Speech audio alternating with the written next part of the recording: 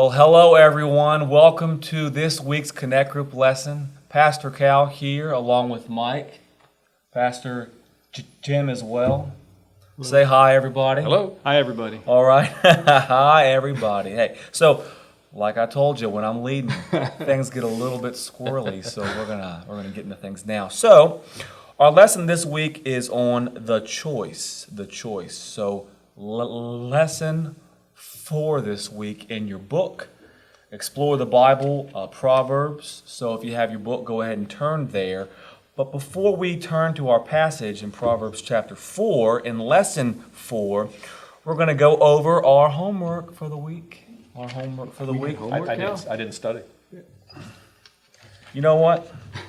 I'll put you in the back of the class, in the corner, like bad kids. If right you where I always end up Yeah. for some reason. I don't know why.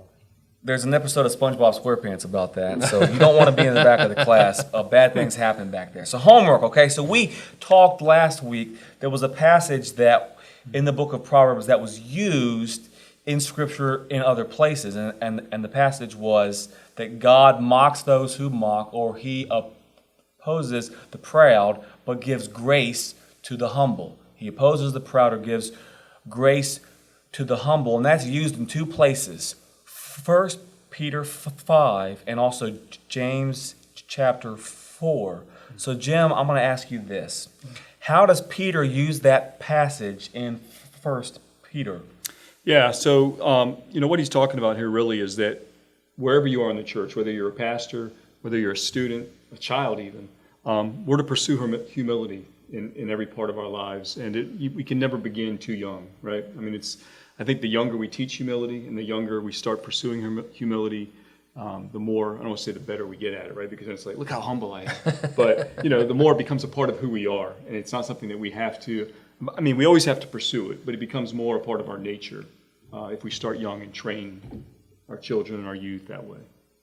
All right. That's correct. Yeah. That's what Peter says. So now, Mike, in James chapter 4, how is the passage used? So in James chapter 4, James is really hitting on the point that we all have in us the spirit of pride.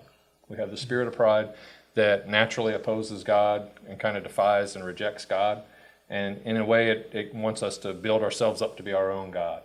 And, and that spirit of pride is always in opposition to what God's plan is for us and what he's got in store for us. All right.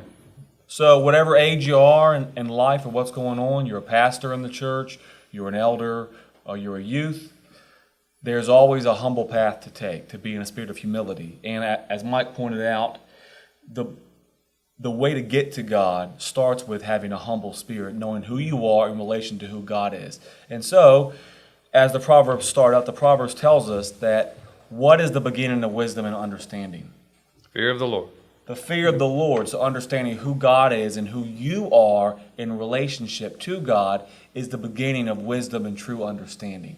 Wisdom is knowledge applied to everyday life, as Mike has mentioned quite a few times. So the main point of our lesson today, so if everything else is forgotten, if you think, I just don't want to listen today for any reason, that would never happen to any of you, is Maybe Mike. Probably Mike. All people have a choice to make, and that choice is follow God or reject him. So that is what everyone has. We have all in common. It's our one choice. Do we obey God? Do we follow him? Do we pursue after him, or do we pursue after our own life and what we want or whatever else? And then reject God by consequence of doing what I want to do without regard for God. So, Mike, I got a question for you. Okay. Come on, Frere. All right. Have you ever gotten confused over a choice in life because you had so many options? And so, of those options you had, how did you make the choice? So this kind of reminds me of what I would call the Thanksgiving dilemma. My mom's favorite holiday is Thanksgiving. And she just goes all out with, she wants to make anything and everything you can think of. Ham, turkey, macaroni and cheese, stuffing, potatoes, sweet potatoes, green beans, you name it, and every kind of dessert you can think of. And so it kind of leaves you with, well, I like it all. I want a little bit of everything.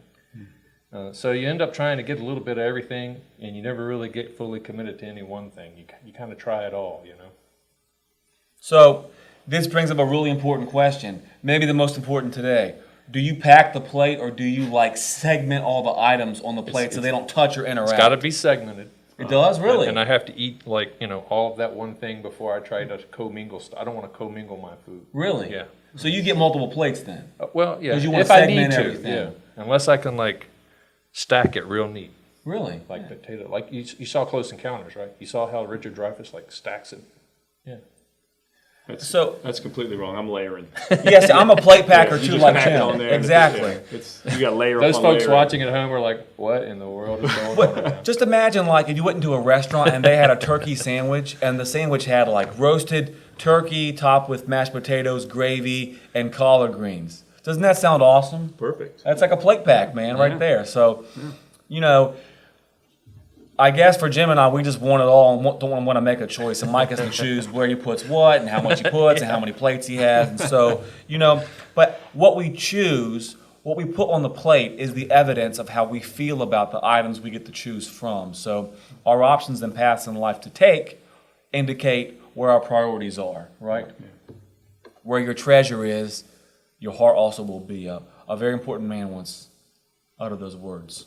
The most important. That was Jesus, as you all know. So we're going to read now Proverbs chapter 4, and you'll start for us, Jim. All right, this is verses 11 through 13.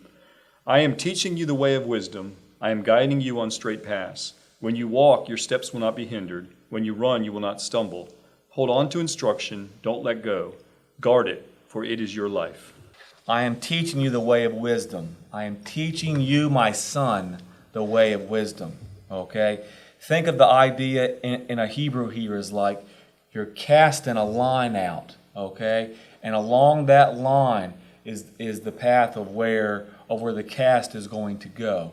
Because if the cast were not on a line, then how could it be casted? So the teaching here is I am showing you, providing you the guidelines, the directions, the path on which to take, the way of wisdom, right? I'm guiding you on that, okay? And if you walk this path, if you stay close to this line, you will end up in the right place, in the way of wisdom, okay? And what does that way look like? It's a way where you don't have hindered steps. It's a way where if you were to run and be a little more risky with your footsteps, you wouldn't stumble on stuff. Unfortunately for me, walking at a normal rate is already full of enough hindrances. So, you know, I only somewhat relate to that passage through others. And hold on to instruction, grab it, hold it close to you. And now here's really important, guys. You guard it, for it's your life. Look at the stark contrast here. When you hold wisdom close to you, the way of wisdom, the path, when you want it bad and you look to it every day continually, it is your life. And there's two kinds of life. There's the life in the flesh, like I want to have a quality of life and a good long life, but I want to have spiritual life. I want to have a richness of experiences in life. I want to have peace. I want to have less worry. I want to have hope, even in the midst of bad stuff. And so this is the kind of life that the general truths of God provide. You know, general health and prosperity in life, but also a general quality of life in your spirit that's better. And so all that's being mapped out here. So, Paul the Apostle, he echoes this idea in Colossians 3. He writes, when Christ, who is your life, appears, then you also will appear with him in glory. And Paul is referencing here the return of Jesus Christ and the resurrection of the dead. And so you have this joining together of spiritual life. I say that I have spiritual life as a Christian now, and I die and I go to heaven with God and I live in spiritual life, and I await my resurrection one day. And as Jesus was raised to life in power, you know, spiritual power, but also in the flesh alive, that's the promise of my future, of my resurrection one day in the future. And so in that resurrection life, I have spiritual life that I had in heaven, but I have life in my body once again. And so a Christian life is about life. And wisdom applied in life will result in life for the person who applies wisdom. So with that, Jim, I got a question for you. Yes. How does following the wisdom of God, how does that lead to life? And what happens to our ability to choose the wisdom way when we do not take seriously the consequences of choosing the opposite of wisdom? Yeah. So I'm going to talk about cars a little bit. I know very little about The band? cars. No, not the band. Okay. Like vehicles, right? So when I was younger, I didn't do anything to my vehicles. I didn't take care of them. I didn't maintain them. Maybe I would get the oil changed when I got tired of looking at the light that came on. And I paid the consequences for that. My vehicles would break down. Repair bills would be expensive, or they would get to the point where I just couldn't repair them. I'd have to buy a new vehicle. As I've gotten older, now I've turned into one of those guys or ladies who does everything that's recommended for my vehicle. And you know what's amazing? I have very, very, very little repairs now because I'm doing what's required, the maintenance that's required, right? So I follow the owner's manual, or I follow the little computer that comes on my dashboard now on my cars and tells me you need to do this. If I take it in for something, they say you really need to do this, I do it. And the benefit is that my cars are running really well, and I don't have to spend a lot of money on repairing them. And I think our lives are the same way, right? Who better to follow than the one who created us, right? Just like you would follow your owner's manual from the manufacturer of the vehicle and do what they tell you to do to keep the car running. We do that with our lives, and we follow the way that the Creator tells us to live our lives. So it keeps us on the path that God has for us. To get back to the question, following God's wisdom leads to life because it allows us to live the life that God intends us to live. And that's really where true life is found, in living how God intends for us to live. And then the second part of that question, when we don't take seriously the consequences of choosing the opposite of wisdom, it's the same thing. You're going to end up broken down on the side of the road, right? There's this wisdom of the world that starts creeping in, and you'll hear the world tell you, this is what you need to do to be successful. This is what you need to do to find true life. And I'm here to tell you that doesn't work. When you live your life the way that God intends for it to be lived, it's not going to be perfect, but it's going to be a lot more. It's going to be a lot better than if you try to live it based on your own wisdom, or by not maintaining your car. Yeah. So I want us all to hold this idea in our minds of a car and a manual being maintained, because it's going to come up again as we keep reading. But and that's exactly right. We're all on a path, right? But there's certain rules for walking the path, and when we deviate from them, it only gets harder, not easier, the more we deviate. So if your check engine light is on, or any other kind of car light, which I may or may not have a current experience with, I will not say right now. Covering with electrical tape doesn't fix the problem. Or fig leaves. I have no excuse. I have no excuse.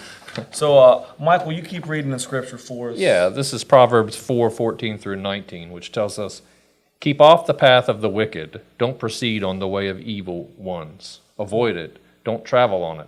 Turn away from it and pass it by. For they can't sleep unless they've done what is evil.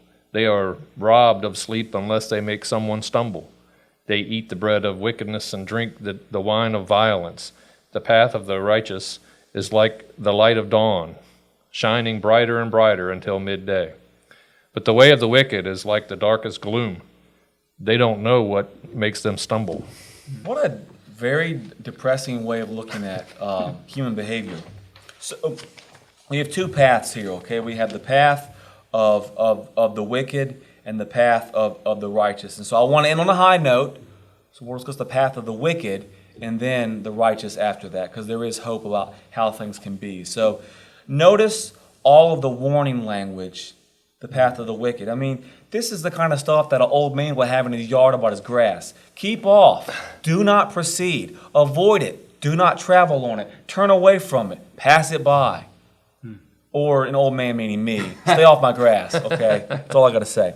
So, how would you define wickedness here? It's the willful, deliberate actions of the wicked, okay? It's, I have a bad thing I want to do, and I'm going to do it, and then I'm going to figure out how to do more of it and not stop. And notice how wickedness is described here. It's described as many kinds of human behavior, right? You're on the path, you're walking it.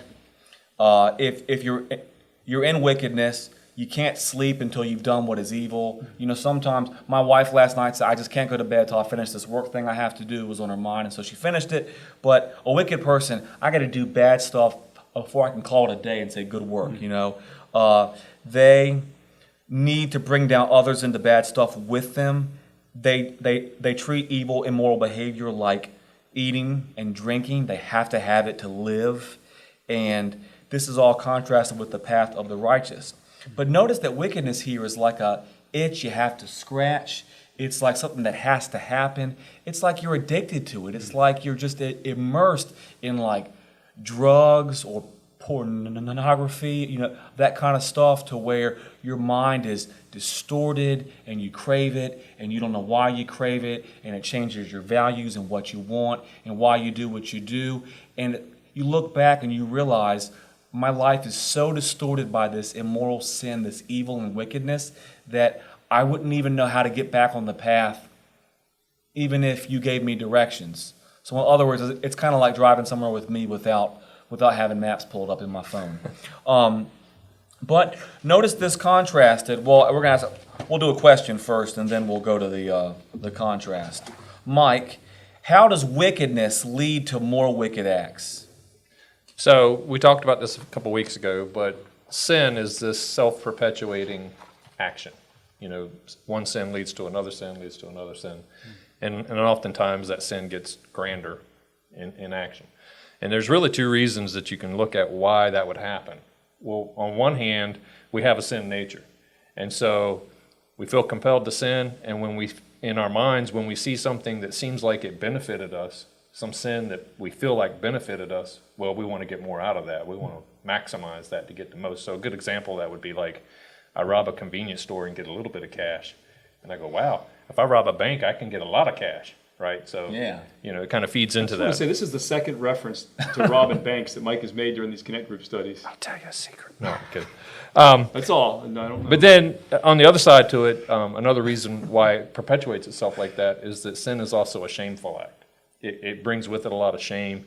And so a lot of times if we commit a sin, we may commit another sin just to keep the first one from coming to light, right? And so if you use that same analogy again of I robbed the convenience store, maybe I thought Cal saw me do it, right? And I don't want to get in trouble for doing it, so maybe I blame someone else for the act. I slander my neighbor in trying to cover up this sinful act.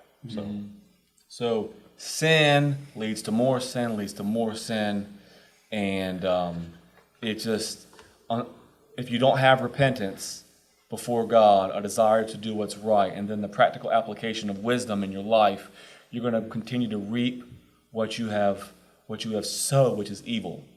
Mike, before I ask Jim a question, could you do one thing for me? I want you to scream, everyone get on the ground and put your hands behind your head. Should I put on a mask first? No? No, that's too many masks. Okay, all right. Anyway, so let's look at the path of the righteous, okay? So it's like the light of the morning, the dawn. It shines brighter and brighter until it's the morning, into the afternoon, the day. And the way of the wicked is contrasted. It's like the gloom of like the woods or a swamp. You can't see, and you don't know what you're stepping in or where you're going, what you're going to stumble in. And so the word here about the righteous, they're walking on paths that are shining. It's the Hebrew word has this idea in it of like not a cloud in the sky, full sun, no impediment of any kind to the appearance of light and the ability to see all that is around you. Okay? So the path of the righteous is immersed in wisdom. It continues to go more and more into the light without any hint of the gloom or the darkness. And so, where does wisdom begin, Mike? With the fear of the Lord. With the fear of the Lord. He is our light. He guides us on the path. And so, Jim, what should a Christian life be marked with? Sanctification, stepping into the light. Okay, yes. So a Christian life, as we walk the path of wisdom, which is the knowledge of God, who He is and what He wants for us applied to life, it should be marked with continuing to step into the light, to move towards what is true and good and pure, being made more like how God wants us to be, being in God's will. Very good, guys. All right, so Jim, I got a question for you. Yeah. If the path of wisdom is so clear and good, then why do so many of us not choose it? One word, pride. All right? It begins with pride. It begins with us wanting to be our own gods. I mean, look at where it started originally. In the garden, Adam and Eve were given one command, right? You can eat from any other tree in this garden, but don't eat from that one. And what did they do? They ate from that one. So it was clear. They knew, but they chose to do the opposite because of pride, because of them wanting to be their own gods, them succumbing to temptation. And I think that's the same reason that many of us choose it, is because we want to be our own gods. We want to rule our own lives. Mike mentioned it earlier. We have this sin nature that we're born with, and there's only one cure for it, and that's Jesus. Yeah. I think in that example that you chose, it's great because it also points to a couple other things that answer that question. One is that there are some very good lies out there to help us believe that the alternative is somehow better than the real world, right? And Adam and Eve didn't sin without a little help, a little nudge from the devil. He told them some pretty convincing lies. And so that points to the fact that we have a real enemy who's wanting to see us fail. And the Bible describes him as being cunning, and that he's out to steal, kill, and destroy, right? And so he's actively working against us to tell us lies that sound very real and make us want to believe the lie that's out there. Yeah. So, back to the car manual once again, right? When you don't practice maintenance on your car, you should not be surprised with the result, but oftentimes we are. And so the reason you don't get your car worked on is because I'm tired, it's just not convenient today, I want to watch Netflix. There's always a legitimate reason or excuse until your car's broken down because you didn't have your oil changed, And all for that one small reason that you didn't take care of what needs to happen. And so as we gather all these ideas like together, there is something wrong with each and every one of us. Yeah. We are predisposed to want to be in control, and to be frank, we're not qualified to be in control of our own lives. Only God is. So real wisdom starts with knowing God, okay? So Jim, would you keep reading for us Proverbs? My son, pay attention to my words. Listen closely to my sayings. Don't lose sight of them. Keep them within your heart, for they are life to those who find them and health to one's whole body. Guard your hearts above all else, for it is the source of life.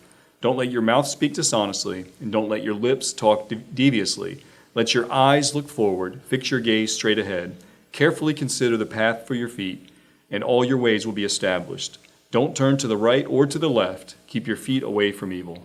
So we've seen the paths of the righteous and the wicked contrasted, right? Now it's back to, my son, listen to my words, pay attention, and it's head, shoulder, knees and toes, knees and toes. Notice all of the stuff in here is about paying attention to the words of wisdom are like life to you.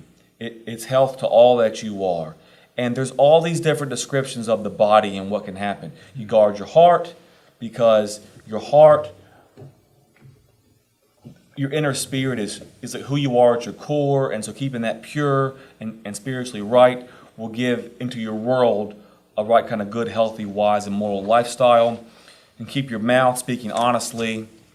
And don't let your lips, be evil, sketchy, weird, devious. And have your eyes look forward on the path. You gaze straight ahead. Walk the path. If you walk the path of wisdom, all your ways will be established. Remember, general truths. It doesn't mean that you won't ever get ill or you'll be the richest person ever. It doesn't mean that. It means that in your life that God will bless you through his wisdom in the ways that God does. And so stay on the path. Don't look left and don't look right. It's really hard because these guys are so handsome, for me. But I'm looking straight ahead. I'm keeping my feet on the path away from evil. Okay? So Mike, why did he speak like this? Why was he just using repetition over and over again? So Solomon is trying to teach his son some very important truths. And he's using some good sound teaching techniques. And one of the things that we often do, all of us do this, but teachers specifically do this, when there are key points that they want somebody to learn, they hit that point repeatedly. Now, Mike, you're a trainer, right? I am. You're a teacher. I am. So what's one key point that you harp on for your job? Well, we spend a lot of time talking about fire prevention, because my whole curriculum, I'm the manager of the welding training program, right? So, welding has fire issues? has a potential to create a fire, Cal. And so one of the most common, easy ways to prevent a fire is to not leave stuff around that could catch on fire, like trash and combustibles. So we harp on that point a lot, right? And that's kind of what Solomon's doing here. He's hitting that point over and over again. But the other thing that he's doing here too is he's hitting it from different angles. This is a complex problem, and just like you talked about your heart and your mouth, and you can fall into some wickedness in many different ways. And Solomon's trying to give his son this very holistic view of wickedness. And don't just worry about where you're walking, worry about what you're looking at, worry about what's coming out of your mouth. So he's giving them this very dynamic view of this complex problem in the way he's repeating it over and over again. He's changing up a little bit every time. Interesting. So we baptize people at church, right? When you become a Christian. So what is communicated, Jim, when you baptize a person? When they go under the water? Well, that's dying to their old life, their old self, their sin nature, and being raised with Christ.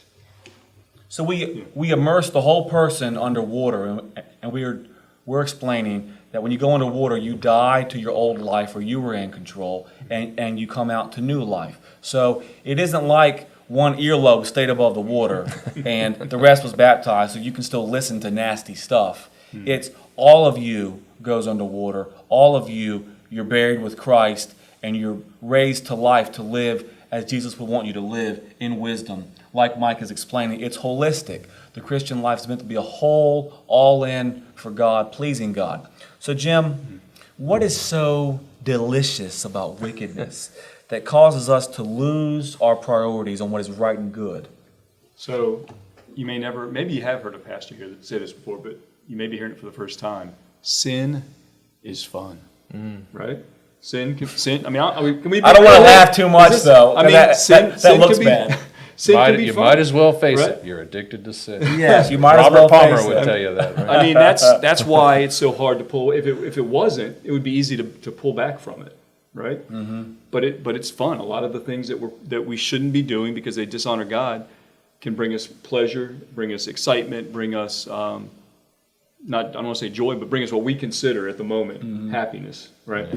And that's why it causes us to lose our focus, okay? Because again, it goes back to pride, right? The lust of the heart. We think we know what we want. We think we know what's best for us. And when you're involved in enough evil, in enough sin, you can begin to convince yourself that it's okay, that it's right. And I think that's why this has been Proverbs 4:23 has been kind of like one of those life verses for me. Becoming a Christian later in life, above all else, guard your hearts. And the NIV says everything you do flows from it. I talk to the students constantly about this, about being careful of what you put into your heart. And we're not talking about like not eating butter, right? We're talking about your soul. Which you should still practice in moderation. Well, absolutely. Yeah. But the music you listen to, the things you watch on TV, the people that you associate with, because as the second part of that verse says, everything you do flows from your heart. So if you're doing nothing but putting wickedness into your heart, it's going to come out, and you're going to convince yourself that it's okay because everyone else is doing this. So man, that verse is just I love reading it, and I love sharing it because there's just so much truth in that. Yeah. So we have to guard our hearts. We have to always be aware of what's around. Mike talked about the evil one being out there prowling around, wants to pull us into evil, into bad. So righteous living means that we have to be disciplined. And can I just say this too real quick? Going back to that, this is not like a legalistic thing. Like because you're a believer, you can't listen to this type of music, right? Or because you're a believer, you shouldn't see a rated PG-13 movie or a rated R movie, right? This is because it leads to the life that God intends for us to live. When you guard your heart and only put those things into your heart that are beneficial for you, it changes the whole trajectory of your life. It's not because God said I shouldn't do it. It's because there's purpose to why you shouldn't do it. Yeah. And I think kind of piggybacking off of that, knowing our own strong points and our own weaknesses. Some of us are more susceptible in certain areas than others. Yeah. I think for me, never had a problem with alcohol, and if somebody asked me to come to a bar and pick them up and take them home, I could go in there without any worry that I'm going to go in there and get a drink, and you know, I could do that. But not everybody can do that. Yeah. Sorry, I didn't mean to interrupt you. I don't feel interrupted. Okay. So we have to know ourselves, and we have to know what we're taking in, and whether it's what God wants us to, and whether it can cause us to. Because if it causes us to want to do bad stuff, to have it on our minds, we shouldn't be taking it in, you know, through music or movies or relationships or whatever else is going on. So be disciplined. Righteous living means planning. It means concentration. It means walking the path, looking where am I going? Am I on the line of wisdom? And so that requires some effort, right? Yes, being a Christian requires effort. It's a good thing because it's worth it in the end. It is worth it. And so last question today, guys. Last question for you today. In what areas of your life do you need to be more disciplined? And if you can each give me one area. Probably patience. I've shared this before, but you know, especially in my younger days, God's done a lot of work with me over the years with trying to, you know, help me deal with anger issues and stuff. And so that's one of the things I'm always on my guard about, is being patient and not jumping to conclusions and, you know, that kind of stuff. I have a hard time with that too, Mike. Yep. I feel like I've been mentioning this the whole session, but it's pride. I'm a very prideful person.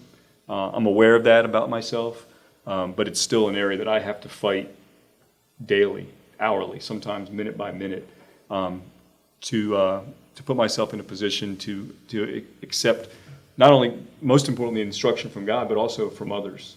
I tend to be, I don't know, typical guy, right? It's my way. I know the best way. And so I have to daily work to be more disciplined in breaking down those walls of pride in my life.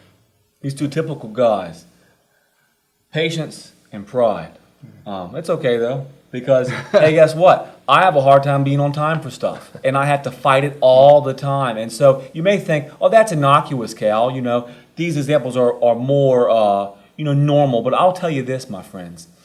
Being late for stuff tells people that you're meeting that they don't matter to you. Their time is not important, and you don't really care about them. And how can I profess to love people and value them and to love God if I treat people like dirt in that respect? And so I'm always fighting to be more on time, and it always happens because I live my life in a way that's not disciplined. So we all have areas we can improve, and my challenge to you is to find one area this week where you're not walking the path of wisdom, and understand it's not just an error or miscalculation. It is related to your relationship with God and the practical application of wisdom that should happen for a believer as they're walking the path of wisdom because of what God has done for them through Jesus Christ. So I thank you for coming to group with us and spending some time hanging out, and we will see you next week. Adios.